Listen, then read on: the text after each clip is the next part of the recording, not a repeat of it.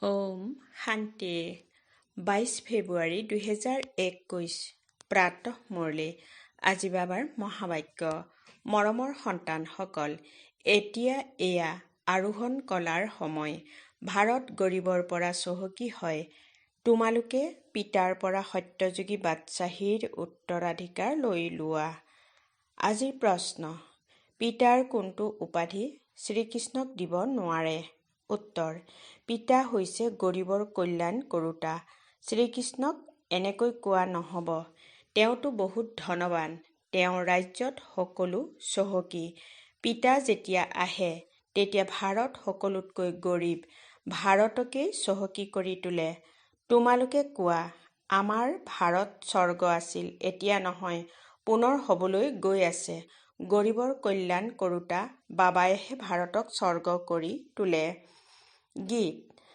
অৱশেষত সেই দিনটি আজি আহিল ওম শান্তি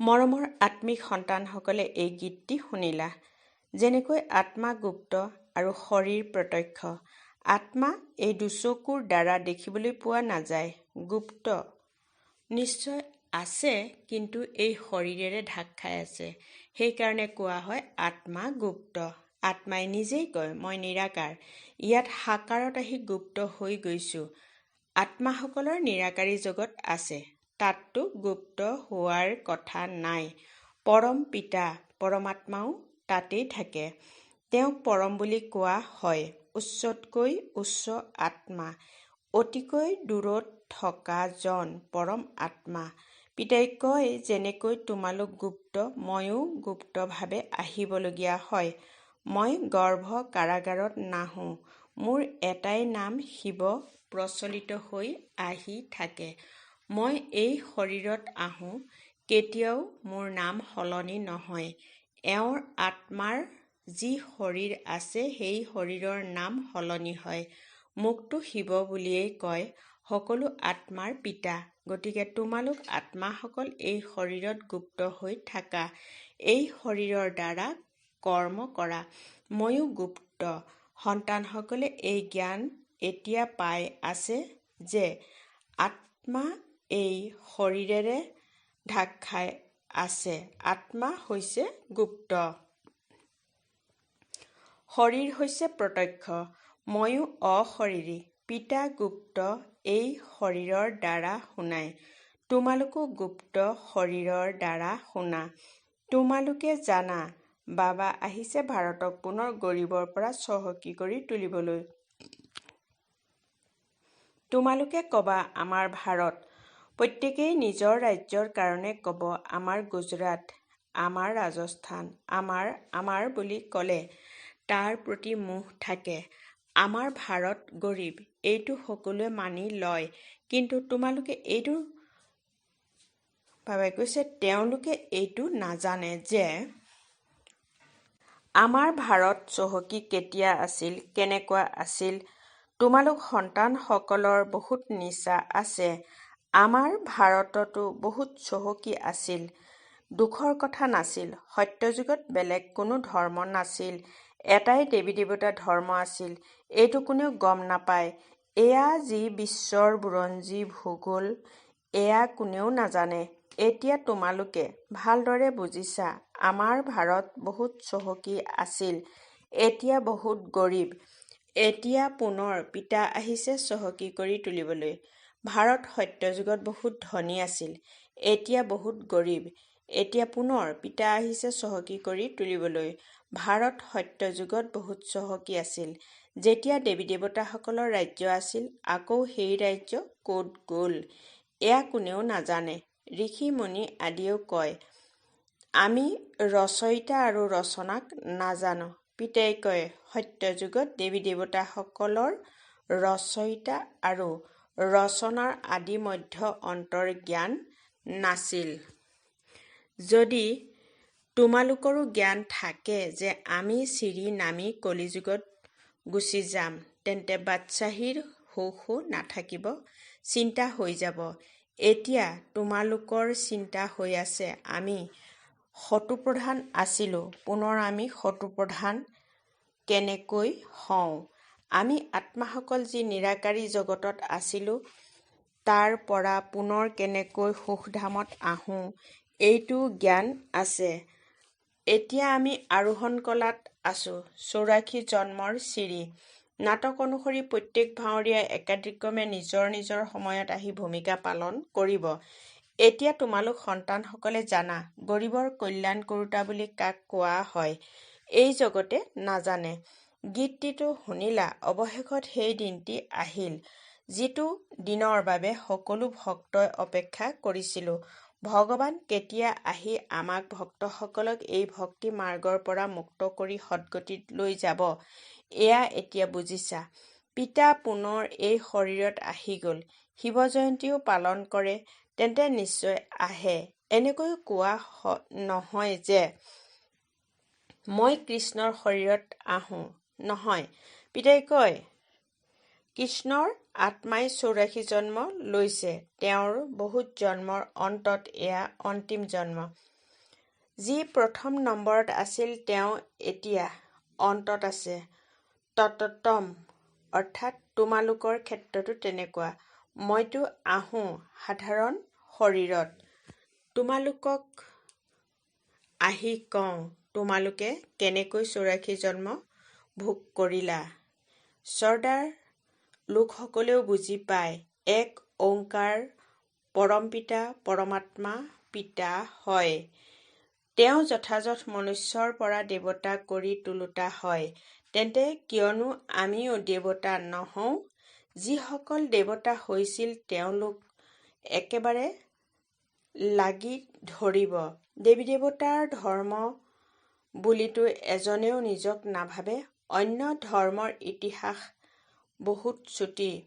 কাৰোবাৰ 500 বছৰ, কাৰোবাৰ 250 বছৰ। তোমালোকৰ ইতিহাস হৈছে 5000 বছৰৰ। দেৱতা ধৰ্ম সকলহে স্বৰ্গত আহিব। অন্য ধৰ্মতো আহেই পাছত। দেৱতা ধৰ্মৰ সকলো এতিয়া অন্য ধৰ্মলৈ ৰূপান্তৰিত হৈ গৈছে নাটক অনুসৰি। তথাপি এনেকৈ ধৰ্মান্তৰিত হৈ যাব, পুনৰ নিজৰ নিজৰ ধৰ্মলৈ উভতি আহিব। পিতাই বুজায়, সন্তানসকল, তোমালোক বিশ্বৰ মালিক আছিলা। তোমালোকেও বুজি পোৱা বাবা স্বৰ্গত স্থাপনা কৰোঁতা। তেন্তে আমি কিয় স্বৰ্গত নাথাকিম? পিতাৰ পৰা আমি উত্তৰাধিকাৰ নিশ্চয় ল'ম। গতিকে ইয়াৰ পৰা সিদ্ধ হয় যে এওঁলোক আমাৰ ধৰ্মৰ। যিসকল নহয় তেওঁলোক নাহিবই। কব, বেলেগ ধৰ্মত কিয় যাম? তোমালোক সন্তানসকলে জানা, সত্যযুগ নতুন জগতত দেৱতাসকলৰ বহুত সুখ আছিল। সোণৰ মহল আছিল। সোমনাথৰ মন্দিৰত কিমান সোণ আছিল। এনেকুৱা অন্য কোনো ধৰ্মই নাই। সোমনাথ মন্দিৰৰ দৰে ইমান শ্ৰেষ্ঠ মন্দিৰ ক'তো নাই। বহুত হীৰা মুকুতা আছিল। বুদ্ধ আদিৰ কোনো হীৰা মুকুতাৰ মহল জানো থাকিব? তোমালোক সন্তানসকলক যিজন পিতাই ইমান উচ্চ কৰি তুলিছে তেওঁক তোমালোকে কিমান সন্মান দিয়া। সন্মান দিয়া হয় নহয় জানো? বুজি লয় যে ভাল কৰ্ম কৰি গৈছে। এতিয়া তোমালোকে জানা, সকলোতকৈ ভাল কৰ্ম পতিতপাৱন পিতাইহে কৰি যায়। তোমালোক আত্মাই কোৱা সকলোতকৈ উত্তমতকৈও উত্তম সেৱা বেহোদৰ পিতাই আহি কৰে। আত্মাক গৰীবৰ পৰা চহকী, ভিকসুৰ পৰা ৰাজকুমাৰ কৰি তোলে। যিজনে ভাৰতবৰ্ষক স্বৰ্গ কৰি তোলে। এতিয়া কোনেও তেওঁৰ প্ৰতি সন্মান নজনায়। তোমালোকে জানা, উচ্চতকৈ উচ্চ মন্দিৰ বুলি গায়ন কৰা হৈছে, যিটো লুটি নিলে। লক্ষ্মী নাৰায়ণৰ মন্দিৰ কোনেও কেতিয়াও লুটি নিয়া নাই। সোমনাথৰ মন্দিৰ লুটি নিছে। ভক্তি মাৰ্গটো বহুত চহকী আছিল। ৰজাসকলৰ ভিতৰতো ক্ৰমানুসৰি থাকে নহয় জানো? যিসকল উচ্চ পদবীৰ হয়, নিম্ন পদবীধাৰী সকলে তেওঁলোকক সন্মান জনায়। ৰাজসভাতো ক্ৰম অনুসৰি বহে। বাবাতো অনুভৱী হয় নহয় জানো? ইয়াৰ ৰাজসভা হৈছে পতিত ৰজাসকলৰ।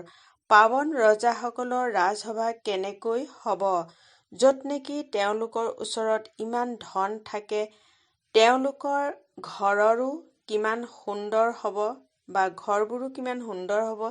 এতিয়া তোমালোকে জানা যে পিতাই আমাক পঢ়াই আছে, স্বৰ্গত স্থাপনা কৰাই আছে। আমিয়ে স্বৰ্গত মহাৰজা মহাৰাণী হওঁগৈ, আকৌ আমি তললৈ নামি নামি ভক্ত হ'মগৈ। তেতিয়া প্ৰথমতে শিৱ বাবাৰ পূজাৰী হ'মগৈ। যিজনে স্বৰ্গৰ মালিক কৰি তুলিলে তেওঁৰে পূজা কৰিম। তেওঁ আমাক বহুত চহকী কৰি তোলে। এতিয়া ভাৰত কিমান গৰীব। যি মাটি 500 টকাত বাবাই কৈছে, যি মাটি 500 টকাত লৈছিল, সেই মাটিৰ মূল্য আজি 5,000তকৈ অধিক হৈ গ'ল। এই সকলোবোৰে হৈছে কৃত্ৰিম দাম। তাততো মাটিৰ মূল্য নাথাকেই। যাক যিমান লাগে লৈ ল'ব। বহুত মাটি পৰি থাকিব। মিঠা নদীৰ পাৰত তোমালোকৰ মহল হ'ব। মনুষ্য বহুত কম হ'ব। প্ৰকৃতি দাসী হ'ব। ফলত ফুল বহুত ভাল পোৱা যাব। এতিয়াতো কিমান পৰিশ্ৰম কৰিবলগীয়া হয়, তথাপি অন্ন পোৱা নাযায়। মনুষ্য বহুত ভোক পিয়াহত মৰে। গতিকে গীত শুনিলে তোমালোকে শিহৰিত হৈ যাব লাগে। পিতাক গৰীবৰ কল্যাণ কৰোঁতা বুলি কয়। গৰীবৰ কল্যাণ কৰোঁতা অৰ্থ বুজি পালা নহয়? কোনসকলক চহকী কৰি তোলে? নিশ্চয়ৰ য'ত আহিব তাতে তোমালোকক চহকী কৰি তুলিব, নহয় জানো? তোমালোকক সন্তানসকলে জানা, পতিতৰ পৰা পাৱন হ'বলৈ আমাক 5,000 বছৰ লাগে। এতিয়া আকৌ বাবাই তৎক্ষণাৎ পতিতৰ পৰা পাৱন কৰি তোলে। উচ্চতকৈ উচ্চ কৰি তোলে। 1 ছেকেণ্ডত জীৱন মুক্তি পোৱা যায়। কয় যে, বাবা আমি আপোনাৰে।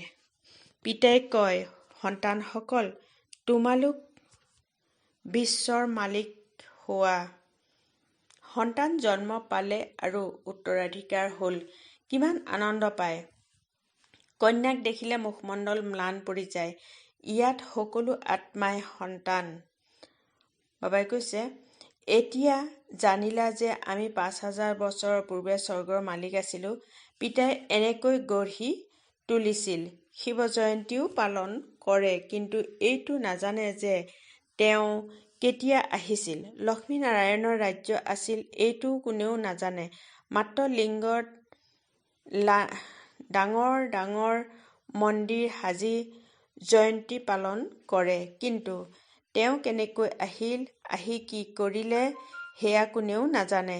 ইয়াকে কোৱা হয় অন্ধবিশ্বাস, অন্ধশ্ৰদ্ধা। বাবাই কৈছে, তেওঁলোকে এইটো নাজানেই যে আমাৰ ধৰ্ম কোনটো, কেতিয়া প্ৰতিষ্ঠা হৈছিল। অন্য ধৰ্মৰ লোকে জানে বুদ্ধ কেতিয়া আহিল, তিথি তাৰিখনো কি আছে। শিৱ বাবাৰ, লক্ষ্মীনাৰায়ণৰ কোনো তিথি তাৰিখ নাই। 5,000 বছৰৰ কথাক লাখ লাখ বছৰ বুলি লিখি দিছে। লাখ লাখ বছৰৰ কথা কাৰোবাৰ স্মৃতিত আহিব পাৰিবনে? ভাৰতত দেৱী দেৱতাৰ ধৰ্ম কেতিয়া আছিল এইটো বুজি নাপায়। লাখ লাখ বছৰৰ পাছত হিচাপত ভাৰতৰ জনসংখ্যা সকলোতকৈ অধিক হ'ব লাগিছিল। ভাৰতৰ ভূমিও সকলোতকৈ বেছি হ'ব লাগিছিল। লাখ লাখ বছৰত কিমান মনুষ্যৰ জন্ম হ'ব? অনেক মনুষ্য হৈ যাব। ইমানতো নাই আৰু কমহে হৈ গ'ল। এই সকলোবোৰ কথা পিতাই বহি বুজায়। মনুষ্যই শুনিলে কয় এই কথাবোৰ। বাবাই কৈছে, এই কথাবোৰতো কেতিয়াও শুনা নাই। কোনো শাস্ত্ৰতো পঢ়া নাই। এইবোৰ আচৰিত কথা।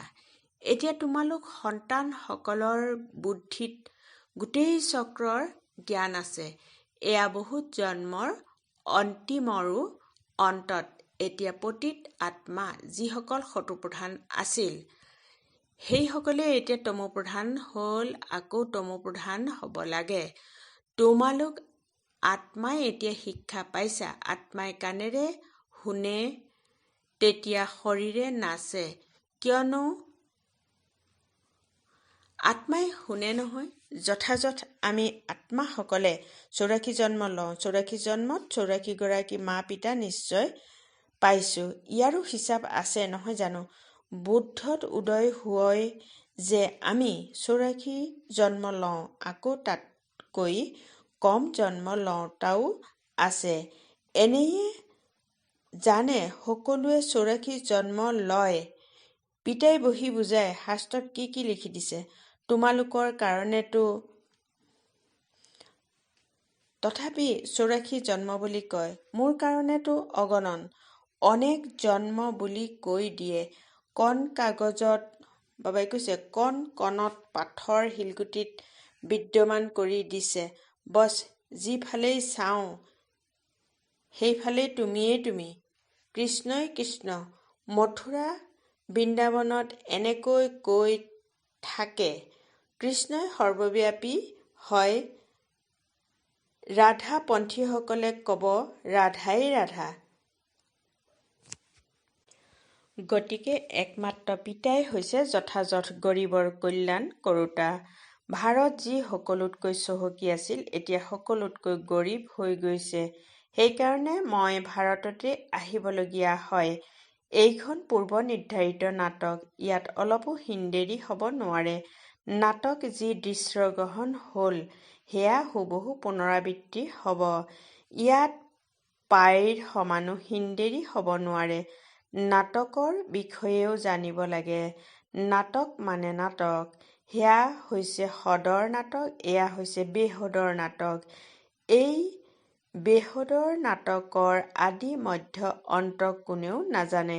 তেন্তে গৰীবৰ কল্যাণকাৰী বুলি নিৰাকাৰ ভগৱানকেই মানিব, কৃষ্ণক মানি নল'ব।